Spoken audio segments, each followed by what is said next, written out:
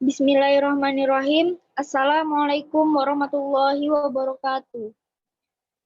Pada yang terhormat Bapak Zulkadrin MA selaku pengampu materi logika dasar dan teman-teman yang insya Allah dirahmati oleh Allah Subhanahu wa Ta'ala. Pada kesempatan kali ini, kami dari kelompok 9 akan mempresentasikan materi yang bertemakan perspektif Islam dalam perkembangan ilmu.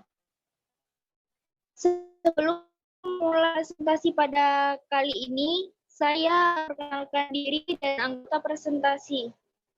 Saya Lina Adani Bisri selaku moderator dan Sekar Batingkap Bungas serta Anis Rahmadanti selaku pemateri. Baiklah, adapun susunan acara pada pertemuan kali ini, yaitu pembukaan, penyampaian materi, sesi tanya jawab yang akan disambung pada via WhatsApp Group, dan terakhir ialah kesimpulan serta disambung dengan penutup. Mari sama-sama kita buka pertemuan pada hari ini dengan membaca basmalah. Bismillahirrahmanirrahim. Langsung saja memasuki materi pertama yang akan disampaikan oleh Sekar Batingkap Bungas. Kepadanya dipersilahkan. Baik, terima kasih kepada Lina dan Bisri telah mempersilahkan saya untuk memperjelas materi. Baik, langsung saja. Dalam perspektif sejarah, pendidikan Islam pernah mengalami masa kejayaan.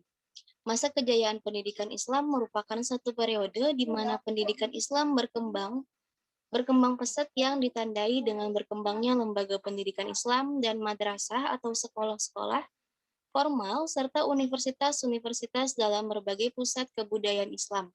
Lembaga-lembaga pendidikan sangat dominan pengaruhnya dalam membentuk pola kehidupan dan pola budaya umat Islam. Berbagai ilmu pengetahuan yang berkembang melalui lembaga pendidikan itu menghasilkan pembentukan dan pengembangan berbagai macam aspek budaya umat Islam. Selanjutnya ada sejarah ilmu zaman Islam klasik. Narasi sejarah ilmu Islam klasik secara jelas mengilustrasikan bahwa ilmu pengetahuan Islam yang dimulai dari rumahan dengan fokus kepada dasar-dasar agama berkembang menuju ke arah kemampuan membaca atau al-qiraah dan menulis al-kitabah. Selanjutnya ada karakteristik pendidikan Islam masa Islam klasik. Pertama, ada integrasi ilmu. Sejak zaman Bani Umayyah telah tumbuh ilmu pengetahuan baik itu nakliyah maupun akliyah. Selanjutnya pada zaman Bani Abbasiyah, kemajuan yang dicapai di zaman Umayyah tersebut semakin meningkat dan semakin banyak pula melahirkan sarjana atau ulama. Ilmu dalam pandangan Islam terbagi menjadi dua. Yang pertama ada ilmu nakliyah dan ilmu akliyah, di mana ilmu nakliyah ialah ilmu yang bersumber dari wahyu. Ayat-ayat Al-Quran yang turun mengandung ilmu pengetahuan, diuraikan, ditafsirkan, serta diperinci oleh para ulama, maka lahirnya ilmu seperti ilmu kalam, ilmu fikih, ilmu tafsir, ilmu tasawuf, dan bahasa Arab. Selanjutnya ada ilmu akliyah, di mana yang dimaksud dengan ilmu akliyah ini yaitu ilmu yang tidak dikategorikan ke dalam ilmu lisaniyah dan nakliyah, yang termasuk dalam bidang ilmu akliyah filsafat ilmu yang termasuk dalam bidang ilmu akliyah filsafat ilmu pasti, ilmu falak, ilmu bumi, sejarah, fisika, kimia, kedokteran, ilmu musik, arsitektur, dan lain-lain. Mungkin itu saja yang dapat saya sampaikan. Selanjutnya saya serahkan ke moderator.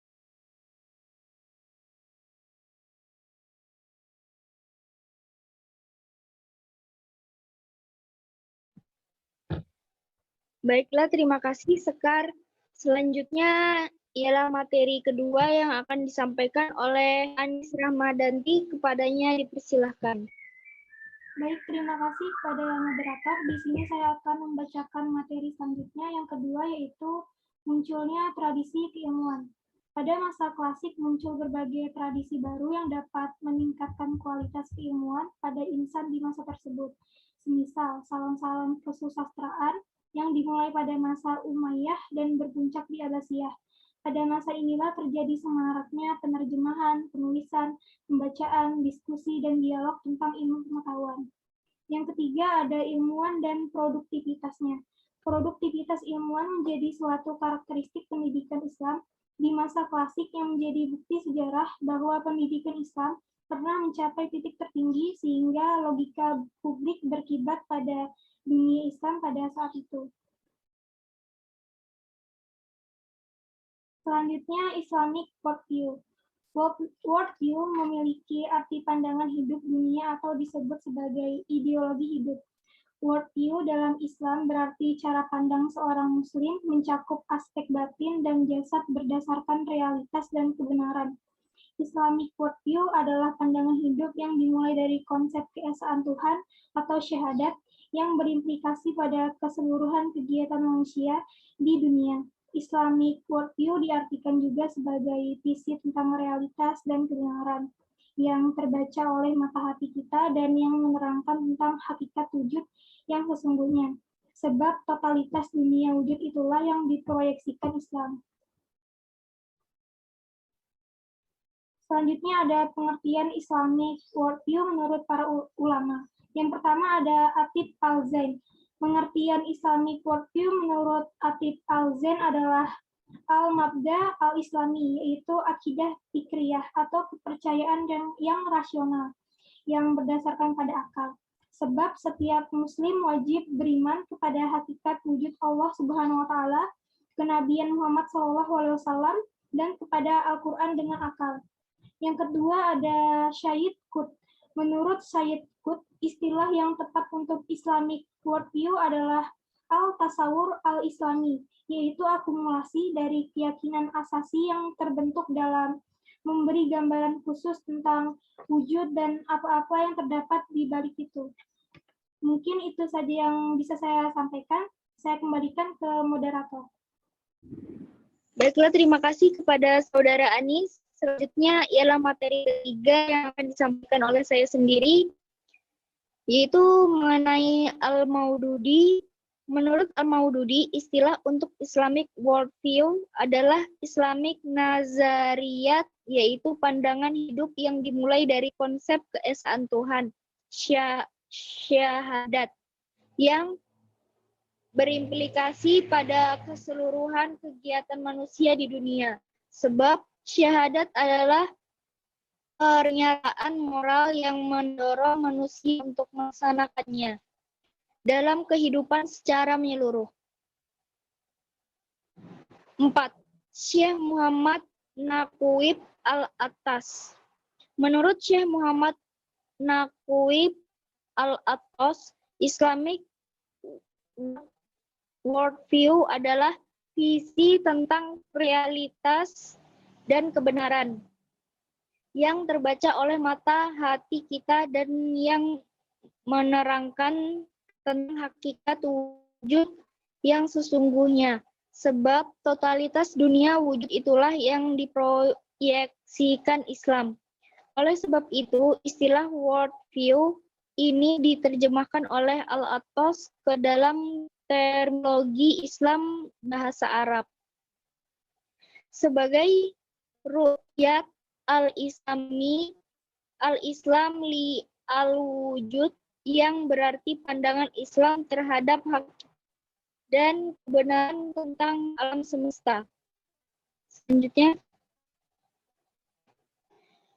worldview dalam Islam sudah ada sejak zaman Islam terdahulu. Salah satunya pada masa pemerintahan dinasti Abbasiyah. Pada masa pemerintahan ini, Islam mencapai puncak kejayaannya. Kemajuan pada masa itu dikarenakan Harun ar-Rasyid memimpin dengan berlandaskan keadilan, kejujuran, kebenaran, serta diikuti dengan pesatnya dikembangkannya ilmu pengetahuan. Langsung saja saya bacakan kesimpulan materi. Dari penjelasan di atas, dapat disimpulkan bahwa pendidikan agama Islam merupakan usaha sadar yang dilakukan secara terencana dan sistematis oleh orang dewasa dalam rangka membentuk dan kembangkan potensi serta kepribadian serta didik sesuai ajaran Islam menuju terbentuknya manusia yang paripurna atau insanul kamil. Islam worldview diartikan juga sebagai visi tentang realitas dan kebenaran yang terbaca oleh mata hati kita dan yang menerangkan tentang hakikat wujud yang sesungguhnya. Sebab totalitas dunia wujud itulah yang diproyeksikan Islam. Mungkin cukup sampai di sini presentasi dari kami. Mohon maaf apabila ada kesalahan. Assalamualaikum warahmatullahi wabarakatuh.